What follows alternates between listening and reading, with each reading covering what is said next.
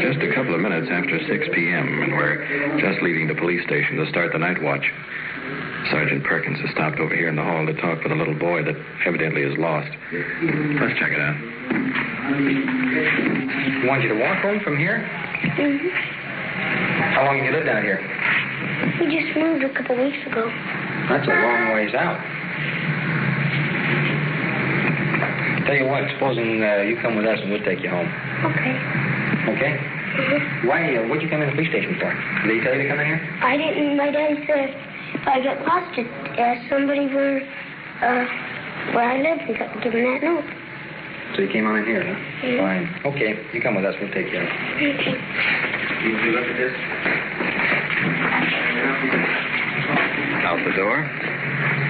By the way, my name is Donn Reed, a police recorder. You're going to ride with Detective Unit 5-6 tonight. I'll get in back with him, okay, Sergeant? Yeah, okay, Don. As you ride with us, remember the people you hear are not actors. This is it. This is real. This is Nightwatch. 5-6-1, reporting in service. Starting mileage 6752, 6752. Control 1 to 5-6-10-4, 6:21 p.m. KMA 394, starting Nightwatch.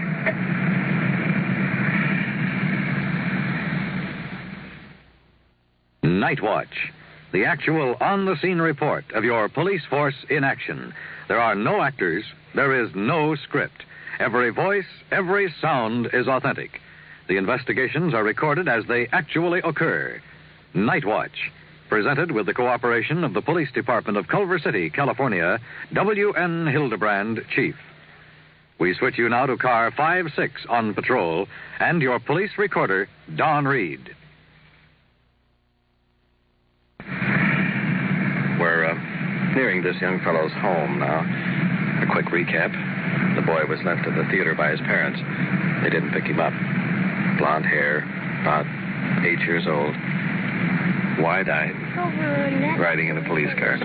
Right side? Yeah. Okay. 5-1 to 1 clear. Go ahead, 10-4, Right in here? Yeah, but there's a little statue in the window. There's a statue in the window.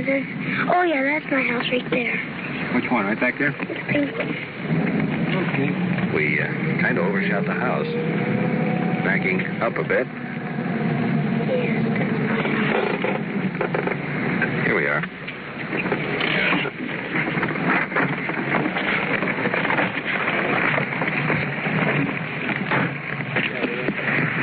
Small duplex. Up the walk. Sergeant has the little fellow by the hand.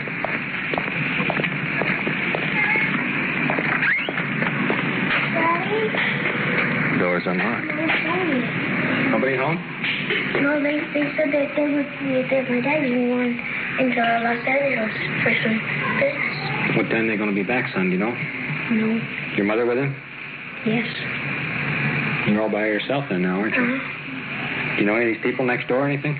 No, we just moved in 2 weeks ago. I haven't got... You're going to be all right here by yourself? Yeah, I'll go upstairs and read some funny books for a while. Well, we'll tell the people next door to kind of keep their eye on you, okay? Okay. All right, swell. Bye. Bye-bye. 8 years old. Unafraid. Police officer, may I talk to you a minute?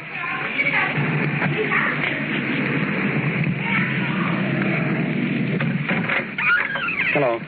I'm Sergeant Perkins from the Police Department. We just brought the little boy home next door. His folks are not home. I wonder if you could kind of keep an eye on him just a little bit till his folks get back. Sure, I'll be glad to. Yeah, he's all by himself over there. I'll let him stay overnight. Well, okay, they, apparently the folks have gone downtown to Los Angeles. And What, down the street or something? no, he got out of the theater. I guess he got out a little bit early and came over to the police station. Yeah, he took Maybe us or to something. Yeah, okay, thank you. Oh, he's a cute little fella. Yeah, but he's too little to be out by himself. Have the juvenile bureau talk with his parents tomorrow.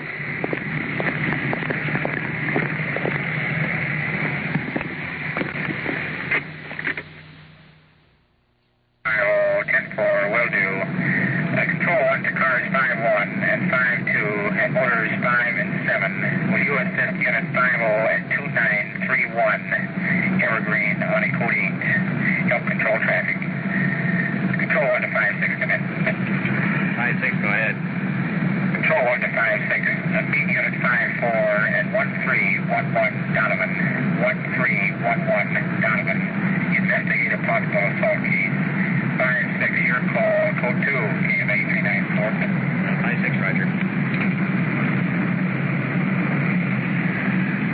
Here in car 56, we're just cruising toward that code 8 or fire call. But at the moment, we're assigned to a possible assault case, so it looks like the fire will have to go by the boards as far as we're concerned. We've flicked on our red light, moving through the traffic a little bit faster right now. And off on the right, just a few blocks up ahead, I can actually see the fire that the other units are rolling on.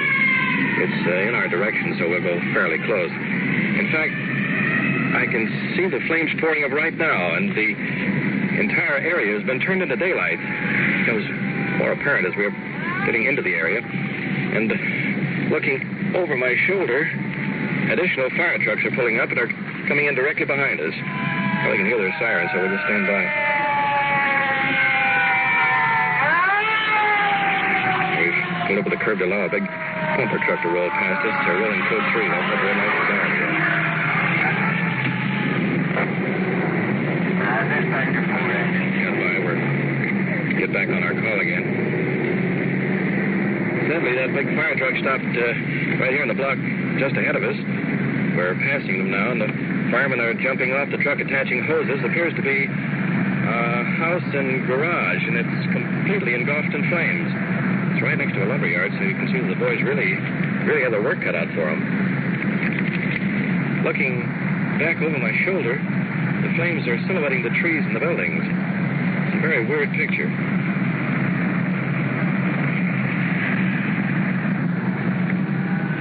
You know, Perk, when I was a kid, I used to chase fires all the time. Listening to that description, I had a feeling you'd rather go to the fire than an art call.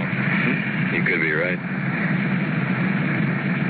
There's 5-4 up ahead, swinging in behind one of our uniform cars.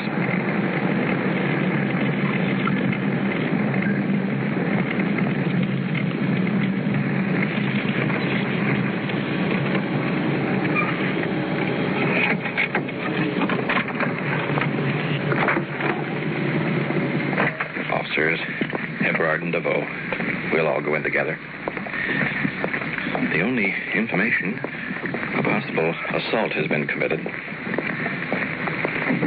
It's a duplex. Be the apartment upstairs.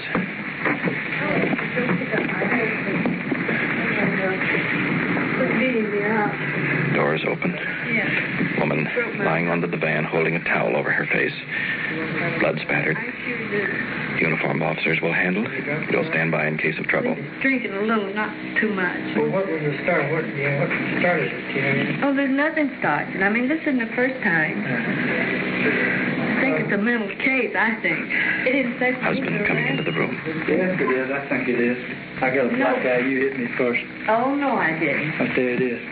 How many times have you beat me up? I ain't beat you up any. It's not the idea of beating up who's beating up who. That's right.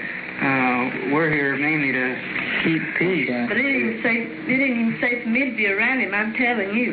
Well, you want my money? Is that all you want? No, I don't want your money. I just want you to treat me like I'm something. I don't want it. Husband took out a roll of bills and threw it in her lap. I ain't showing off. That's yours. You salted me enough now. Well, it's up to you. As I said before, if you want him arrested... I do, because I have been beat until I'm sick and tired of it. But we want to warn you that, however... I do. I took this as long as I can take it. Let the officer finish. Hey, let the officer finish what he's talking about, please. It's up to you that when you appear, it'll be your word against his. I mean, we have no say in the matter whatsoever. I mean, it's strictly on your say-so. We will assist you in placing under arrest, but you will sign the complaint. Well, how about this? We'll go over to the apartment and let him get his clothes. And just so I get in the apartment and get the doors locked, that's all I ask. You know you love me, and you know I love you. I know I do. I love you too much. Well, all right, it's two ways. We're married. The point is that there's no reason for the police to be in something like That's this. right. But I have took this so many times. You didn't know that flower pot. No, I did not. The flower pot is over. Well, I got a black eye to prove it. I don't know what you hit me with. You hit me You with think I something. get a busted nose? We're not going to stand up here and argue back and forth. Yes, sir. You've got a radio car tied up. You've got a detective unit tied I know up. it. We can be doing That's a lot what I more forget important about things. this You side, listen to me just a minute. I'm talking. Just keep quiet a minute while I talk. It's my wife. Remember that? I'm a police officer, and I happen to be in here like these officers are here investigating a complaint. And we're going to see that there's peace and there's quiet. And she doesn't I'm trying to have tell you what the deal is. Just She's let afraid me she's going talk to get a hurt. minute. She ain't. There ain't Just no let me- doubt about it. I mean, it's all right. You just keep talking. You're going down the station. We'll talk about it down there. We're interested in that she doesn't have to live in any fear, bodily She harm. doesn't. I do. The same thing with you people. Apparently, you both love each other. You just said you did. Well, She loves me, though, believe me. well, Yeah, if I didn't, I wouldn't take it. the only alternative the officers have here is either to take you in and book you, or that you agree that nothing else will happen. It's up to you. I agree. Well, I've heard that too much. And if anything else happens, you can call them and they'll put me under the jail. I wouldn't treat you that way this time unless you smite me. Oh, yeah, you make it look good for yourself. I don't make it look good for nobody. Well, why don't you take a motel or a hotel room That's what tonight? I'm going to do. I'm on about my first And you've been on, and I'm getting good and tired. I've tried to live with you 7 whole months, and this is what... Another officer just came upstairs. Let's see what it's all about. Another fun every day. One is calling you Sergeant Warden Walter on that fire call in Evergreen. Turned out to be Arson. They want you over to the station as soon as possible. Okay. We got another call. Will you stand by? Hey, come here, man. In front of these officers, no kidding. Okay, right here. What's that? Bill, if you don't need us, we're going back to the station. Where's the car? The car's in. Okay. I'm not staying the night. Well, the officers have got that one pretty well squared away. Right now we just got a call, so we'll have to hurry right on out.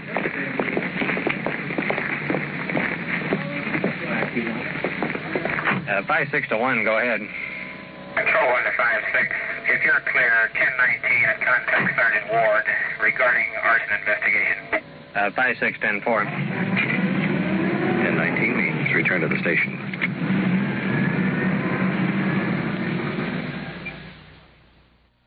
You are listening to Nightwatch and following the activities of a detective unit on its tour of duty.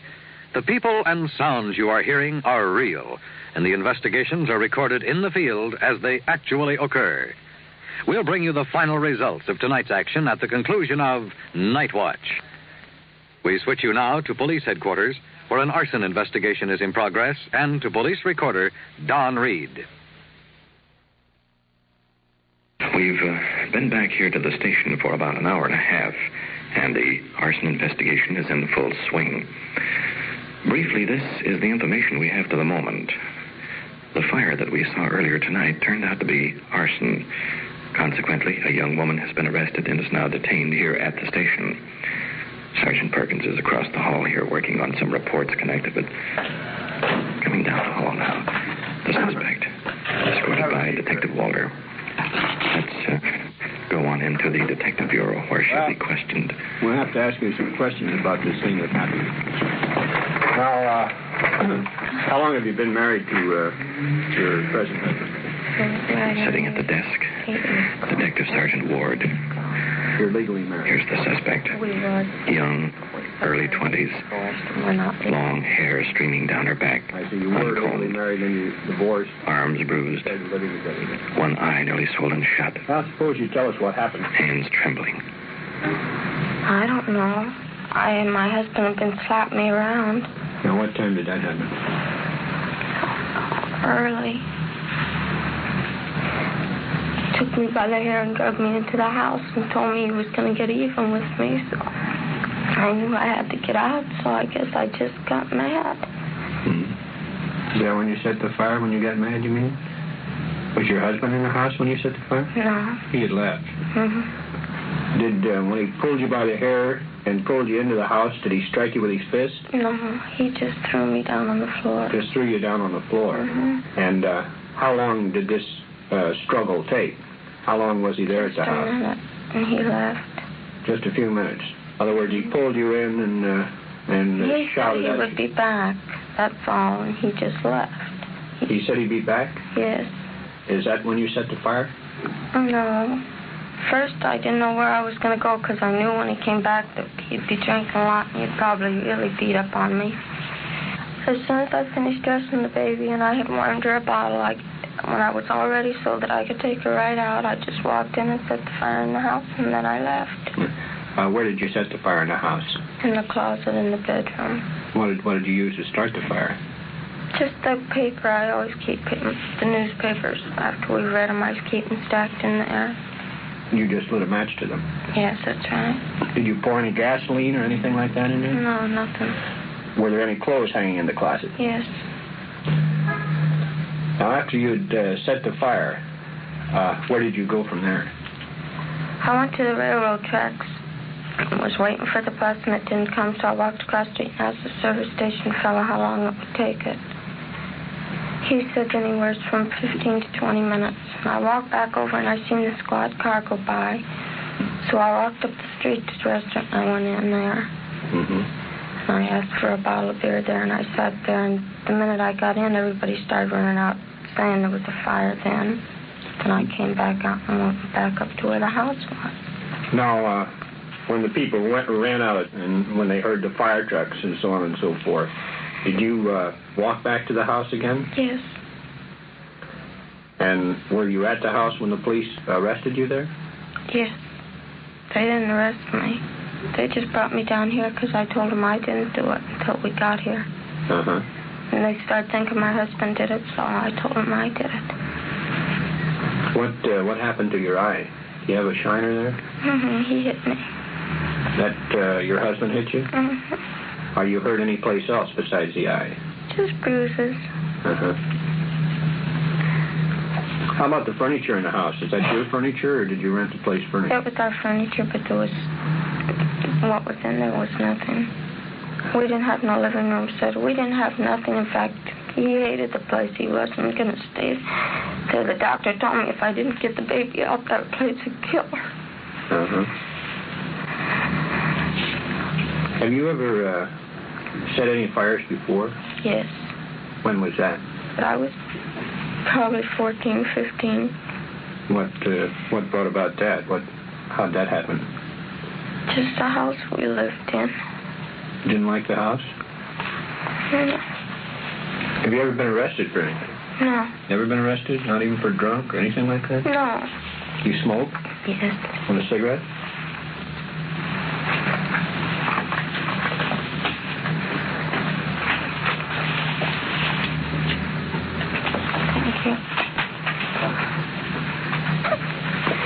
Now, you feel that the reason you set the fire was so that you could get the baby out of the house, or because you were mad at your husband? Just seemed like he kicked me around and hurt me so much I had to do something to hurt him back. In other words, you feel that you set the fire in order to hurt him, in order to more or less retaliate for what he had done to you earlier in the evening. Not just in the evening. I wished it had only been that long. It's been this way for months now. Always smack me around, and I'm not big enough to fight him back. Why, after your divorce, why did you go back there? I've always loved him. He treated me real good. We got along real good until he started hanging up around with his mother and father and then drinking like a fish. Till liquor came to our house, we got along perfect, and he knows it. Do you still love him? Do you feel now that you're still in love with your husband? Yes. In other words, he's a good husband when he's not drinking. He's perfect when he's not drinking. Is he an alcoholic? Is he chronic? Is he I'll put it this way. Saturday, he drank a quart of whiskey. To me, a quart of whiskey is a lot of whiskey. The next day, he drank a quart of whiskey. The next day, he drank a quart of whiskey. And all the time, there was no money coming for nothing else.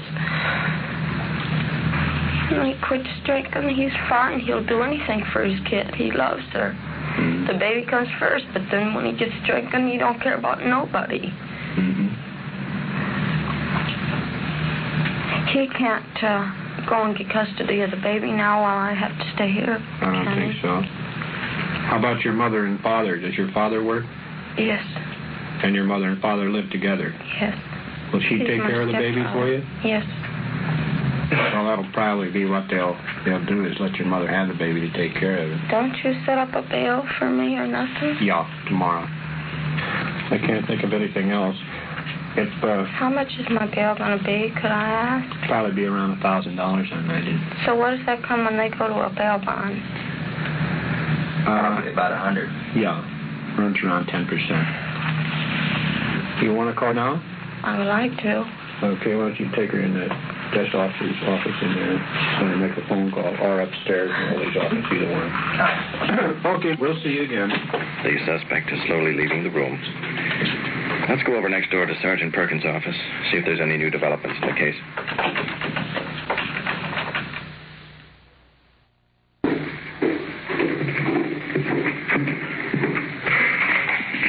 Hi, Perk.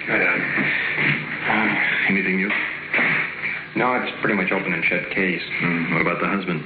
Nothing we can do. She won't sign a complaint unless she's changed her mind and there was ward. No, she says she still loves him. Which reminds me, there's something missing out of this thing. I'd like to talk with her.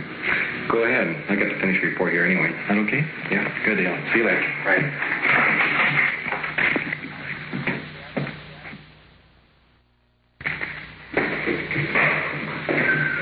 Here she is, sitting in the detention room prior to being returned to the cell, standing against the bars, staring into space, cigarette burning in her hand.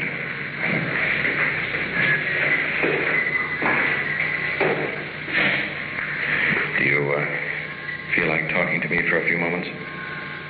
Yes. Just as an observer during your interrogation, there are a couple of things I've been wondering about. I noticed you told the sergeant you'd started fires as a youngster. Why? When I was young, my folks always drank, and my father used to always beat on me. We lived in a real bad dump, and he always promised to get us out of it. He was going to always take us away. But he didn't, so I decided one day I'd burn the house down so that we could move out of it anyway.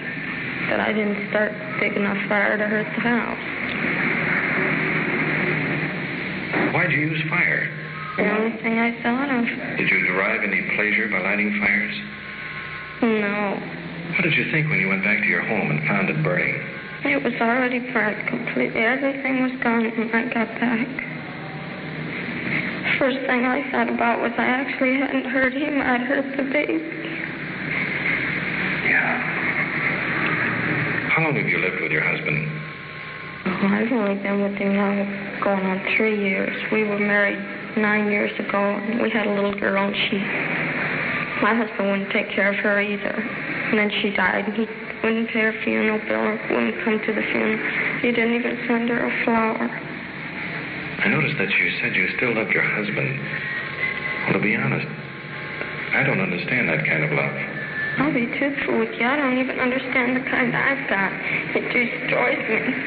It makes me do things that I want to do. What did he make you do? It's just like every time he beats me up, I just want to go out and do something to destroy it. I've even thought about killing him when the gun was in the house. Last night, I was going to shoot him the minute he walked in the door. I hated him for always leaving me alone. No man's worth a beating. I don't care who they are. Once they beat you, they're just not worth it. They're not worth staying around. They're not worth trying to make a home for them. I loaded the gun once. Had he come back tonight, do you think you would have killed him? I don't know. Well, I'm going to have to pay for it now anyway. It wasn't my house I burnt down. It was somebody else's house I burnt down. And our landlord always treated me nice. Actually, I did him dirty. My husband didn't get nothing out of it. He beats me as he walks around the streets free, and I'm the one that'll end up paying for all of it.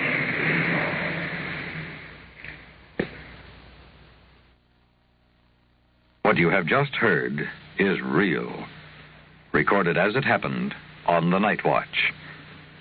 For the disposition of this case, we return you to Police Headquarters and Chief W.N. Hidebrande. Tonight's first case is the type of police work that is seldom realized by the average citizen.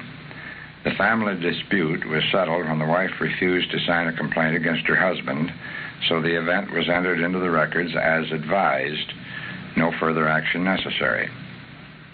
The final investigation of the arson case resulted in the arrest and subsequent trial of the young woman suspect charged with arson, which is a violation of the Penal Code, Section 447A, and carries a maximum penalty of 20 years in the state penitentiary.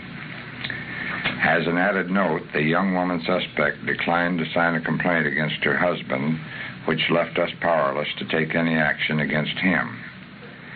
In the past 20 years, we as a nation have made great strides toward maintaining our national security both internally and externally.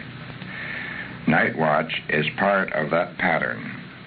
These events are real. The problems encountered by the officers are real. If we succeed in alerting the nation of this real work being done by your law enforcement agencies and tighten the cooperation between the citizen, then we have the reason for presenting Nightwatch. Thank you, Chief Hidebrande. You have just heard on-the-scene reports of your police force in action. Every voice, every sound has been real. Nightwatch, brought to you through the cooperation of your police department of Culver City, California, is produced by Sterling Tracy and Jim Hadlock, with technical advice by Sergeant Ron Perkins, and is described in the field by police recorder Donn Reed.